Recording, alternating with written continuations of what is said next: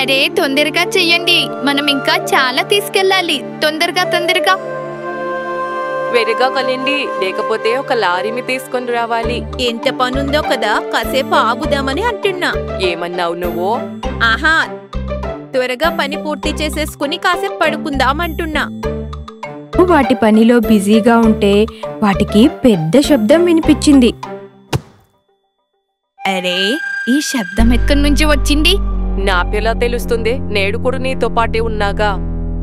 నాపేమైనా magic వచ్చా? పద చూద్దాం. వారు మెల్లగా ఆ శబ్దం వస్తున్న వైపు కదిలారు. ఏదైనా మామిడి పండు దొరికితే ఇక్కడ మజా చేస్తున్న చీమలపై పెట్టేద్దాంలే. అక్కడ చూడు. అరే అక్కడ తేనెటీగ స్పృహ లేకుండా పడింది.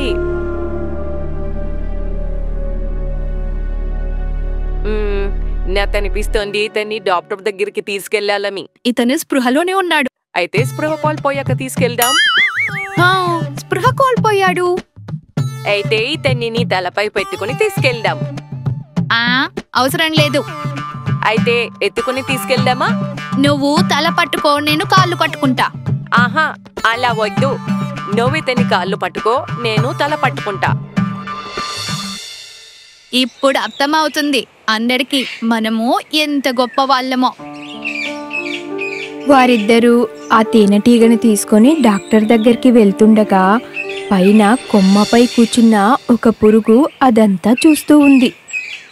ఓహో, వీరిద్దరూ ఆ తేనెటీగకు స్పృహ కోల్పోయేలాగా చేసి కిడ్నాప్ చేస్తున్నారా? పద చూద్దాం. ఓహో, ఇదంతా ఎలా జరిగింది?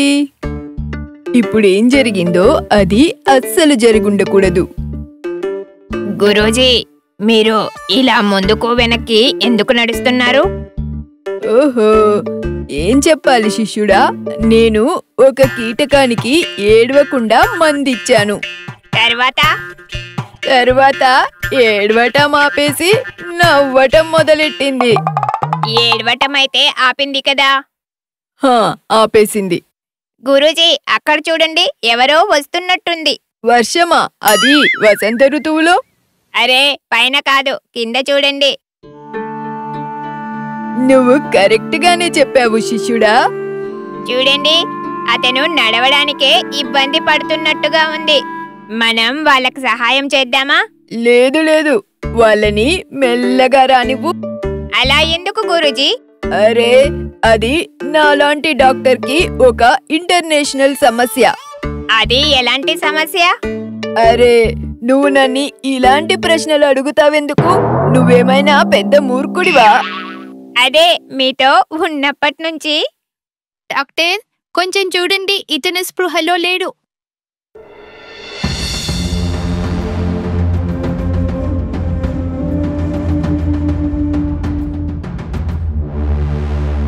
మీరు ఇతన్ని ఇంత లేటుగా ఎందుకు తెచ్చారు? అతను కింద పడినప్పుడు స్పృహలోనే ఉన్నారు. అందుకే స్పృహ కోల్పోయే వరకు చూసాం. చూసావా డాక్టర్ ఎంత చక్కగా చూస్తున్నాడు? ఇతను చాలా పెద్ద డాక్టర్. అప్పుడే అక్కడికి తేనెటీగల గుంపు వస్తుంది. అక్కడ చూడు, తేనెటీగల సైన్యం. నువ్వు మా అన్నయ్యని ఎందుకు కిడ్నాప్ చేశావు? లేదు, మేము అతన్ని కిడ్నాప్ చేయలేదు. మీరే కదా అతన్ని తీసుకొచ్చింది. తేనెటీగలకు ఇంకా చీమలకు మధ్య ఒక యుద్ధం మొదలైంది. ఈ విషయానికి ఇంతలా గొడవ పడుతున్నారు? అరే, ఇక్కడేం జరుగుతుంది?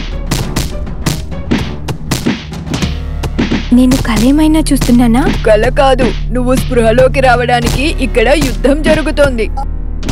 ఓ, నాకేం జరిగిందో చెప్పి వీరి గొడవని ఆపాలి. నువ్వు ఖచ్చితంగా చెయ్యాలి. అప్పుడు నా తప్పు అందరికీ తెలిసిపోతుంది. అయినా నువ్వు వీళ్ళకి ఖచ్చితంగా నిజం చెప్పి తీరాలి. మీరందరూ ఆగండి.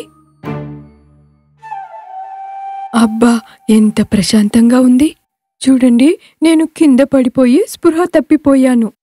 ఓహో, పట్టుబడిపోయాను. ఇప్పుడు తప్పించుకోకపోతే ఈ తేనెటీగలు నన్ను పచ్చడి చేసేస్తాయి. చూసారా తనేం చెప్పిందో? చూడలేదు కానీ అది ఏమందో విన్నాము. నిజం తెలుసుకోకుండా నీతో గొడవ పడినందుకు మమ్మల్ని క్షమించు. తేనెటీగ నుండి నిజం తెలుసుకొని తొందరపడి తప్పు చేసినందుకు మిగతా తేనెటీగలు చీమలకు క్షమాపణ తెలిపాయి.